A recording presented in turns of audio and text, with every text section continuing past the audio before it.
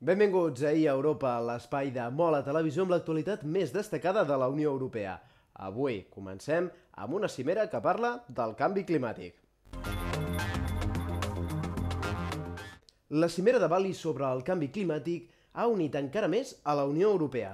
El missatge que ens arriba és sempre el mateix.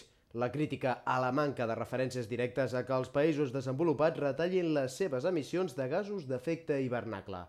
Aquest resultat és sobretot conseqüència de la posició dels Estats Units, que es va quedar sol en aquesta discussió. Els eurodiputats, per exemple, ja han demanat a l'administració nord-americana que canviï la seva actitud. Però Bali no pot quedar com una derrota, sinó com un èxit. Per primer cop s'ha aconseguit una referència global a la reducció d'emissions i el compromís dels Estats Units i dels països en desenvolupament de participar en les properes negociacions. Un exemple del que es pot arribar a fer quan la Unió actua en bloc. La Unió Europea també demostra la seva posició respecte al canvi climàtic amb l'exemple. Per reduir les creixents emissions del transport per carretera, la Comissió Europea ha proposat dues mesures.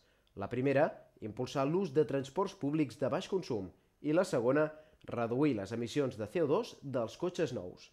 Segons les noves propostes, els fabricants d'automòbils estaran obligats a baixar els màxims de CO2 dels vehicles a 120 grams per quilòmetre d'aquí a 2012. Per aconseguir-ho, gran part depèn dels propis vehicles, però també dels combustibles que els facin funcionar.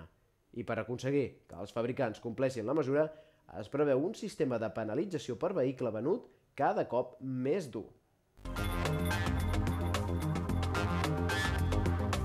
A continuació és moment de donar un cop d'ull a la premsa del dia i comprovar quins han estat els principals titulars europeus. El repàs ens l'acosta el nostre company Pep Montaner. Bon vespre, Pep. Bon vespre, Pere. Encetem el repàs de les notícies d'àmbit europeu que han marcat la jornada dels diaris de casa nostra. Primer de tot, encetem aquest repàs dels titulars fent referència a una notícia del diari El Periódico que ens explica que garrotada al Consell d'Europa a París per la política carcerària. I és que al país dels drets humans les presons són una tortura, vetustes, insalubres i superpoblades. Així són la majoria de les presons franceses en què els detinguts pateixen tractes inhumans i degradants i són sotmesos a llargs períodes d'aïllament, com destaca un informe del Consell d'Europa. La institució vigila des de fa anys el sistema penitenciari francès. Continuem amb més notícies d'àmbit europeu. En aquest cas us expliquem que dimiteix el líder albano-kosovar de la formació reformista ORA després del fracàs a les generals. Beton Surroi va afirmar que el partit hauria d'entendre el per què ha passat de ser la quarta formació política del país a caure en picat. El seu partit va aconseguir el 4,1% dels vots, prop d'obtenir el 5% mínim per entrar al Parlament. I us expliquem ara una notícia relacionada amb Turquia, perquè torna a bombardejar la guerrilla kurda al nord de l'Iraq. La força aèria de Turquia va atacar per segon dia consecutiu les posicions de l'il·legal Partit dels Treballadors del Kurdistan, el PKK, al nord de l'Iraq, segons va informar la cadena de notícies turca l'NTV. L'emissora va citar la pàgina d'internet de la Unió Patriòtica de Kurdistan, dient que 3 avions militars van bombardejar a 2:43 de l'hora local diversos objectius a les muntanyes de Kandil sense causar víctimes. Amb aquesta notícia del diari La Vanguardia posem punt i final al repàs dels titulars d'àmbit europeu.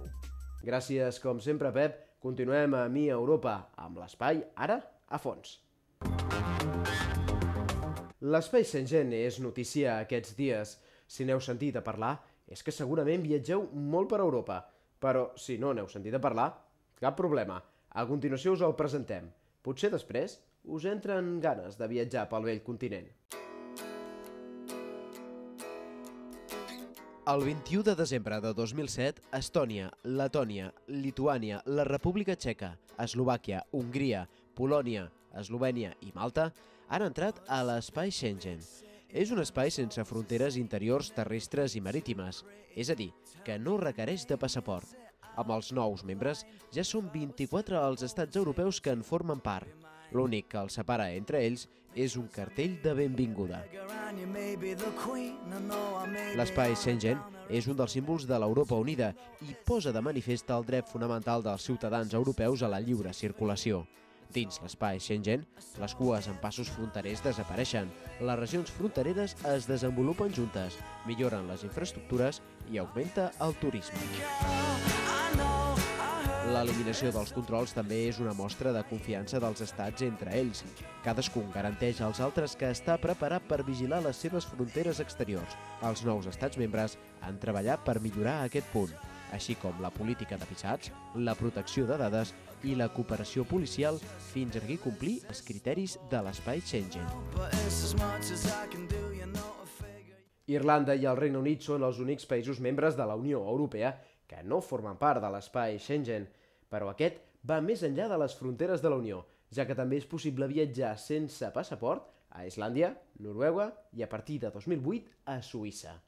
I amb el passaport guardat en el calaix, posem punt i final al programa d'avui. Ens veiem demà a la mateixa hora. I no deixeu de visitar la pàgina web de Mola Televisió, on trobareu l'enllaç al blog del programa, amb tota la informació i tots els vídeos. Gràcies per acompanyar-nos, feliç vigília de Nadal i fins la propera.